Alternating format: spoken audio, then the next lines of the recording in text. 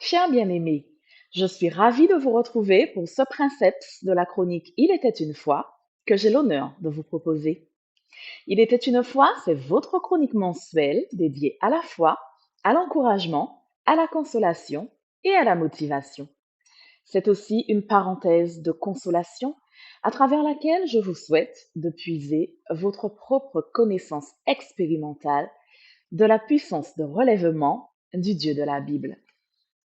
N'a-t-il pas promis aux bénéficiaires de son alliance de paix l'ornement, la splendeur au lieu de la cendre? Vous retrouverez cette promesse dans le livre empreint de beauté poétique du prophète Ésaïe au chapitre 61 et au verset 3. Aujourd'hui, je vous propose de prendre place avec moi pour un conte inspirant, celui de la petite rainette et de la haute cime d'arbre. Il était une fois une course de rainettes.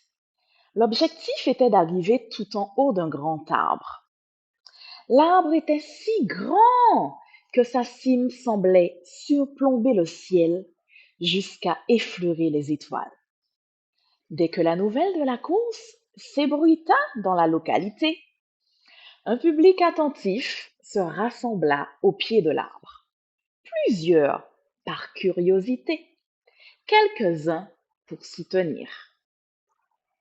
Pleines de courage et de motivation, les candidates se placèrent sur la ligne de départ et commencèrent à grimper. La course commença.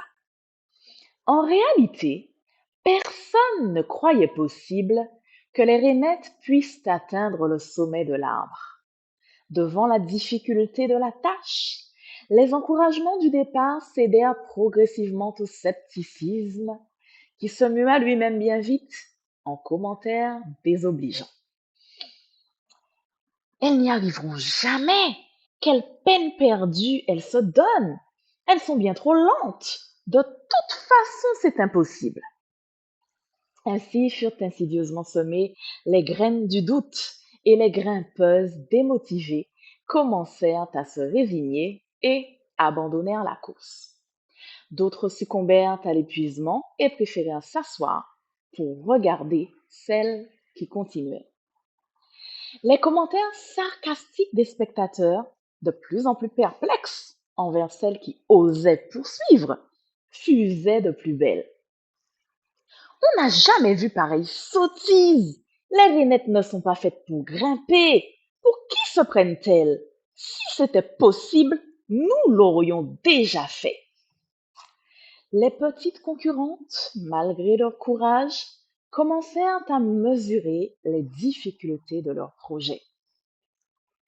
À mesure que la motivation des rainettes déclinait, s'amenuisait, se réduisait comme peau de chagrin, elles quittèrent la course les unes après les autres.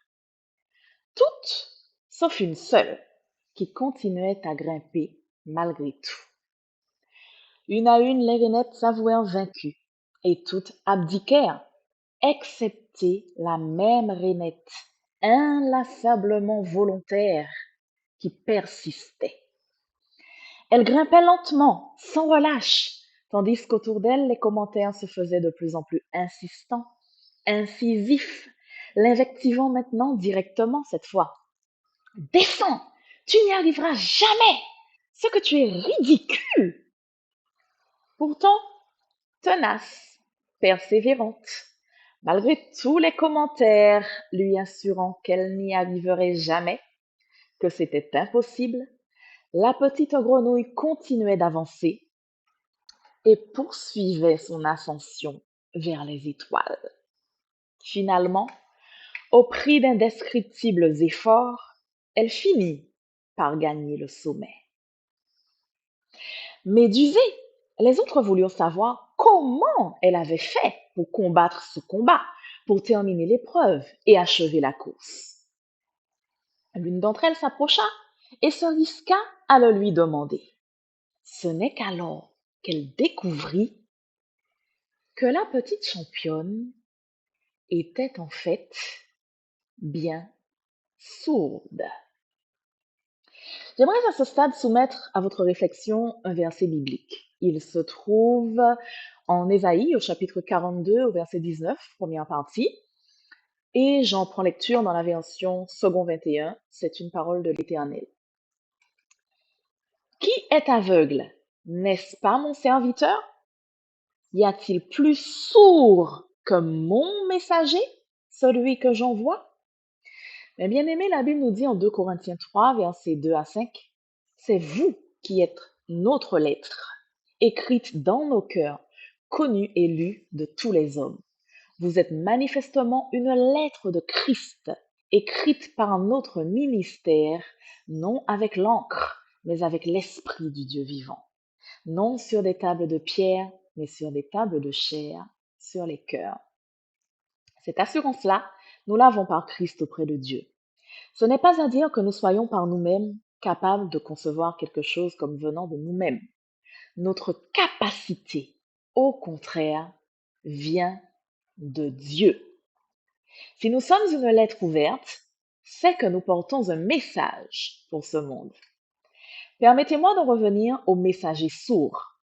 Si nous voulons réussir en tant qu'envoyés dans cet appel qui vibre sur notre cœur et accomplir pleinement notre destinée en Dieu, eh bien laissez-moi vous dire que nous devrons apprendre à nous rendre volontairement sourds, à faire preuve d'une surdité sélective à certaines choses, à développer une hypoacousie parfois remarquablement souhaitable, comme la petite grenouille de l'histoire, désireuse de gagner son combat.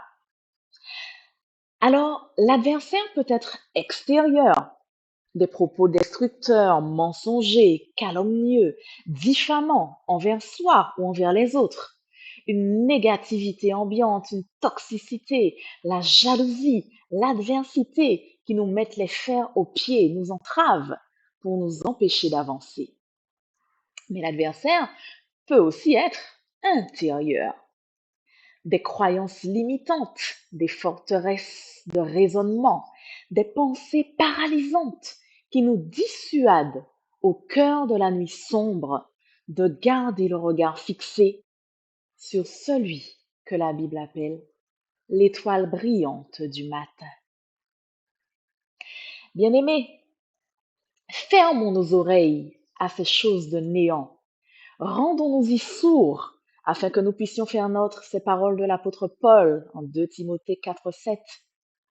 J'ai combattu le bon combat. J'ai achevé la course, j'ai gardé la foi. Désormais, la couronne de justice m'est réservée. Le Seigneur, le juste juge, me la donnera dans ce jour-là. Et non seulement à moi, mais encore à tous ceux qui auront aimé son avènement. Alors, si cette chronique suscite une résonance dans votre cœur, compagnons de cordée, soyons la bonne personne à la bonne place et ensemble, écrivons l'histoire. Pour ma part, je vous bénis et je vous retrouve le mois prochain pour une nouvelle chronique d'Il était une fois. Maranatha!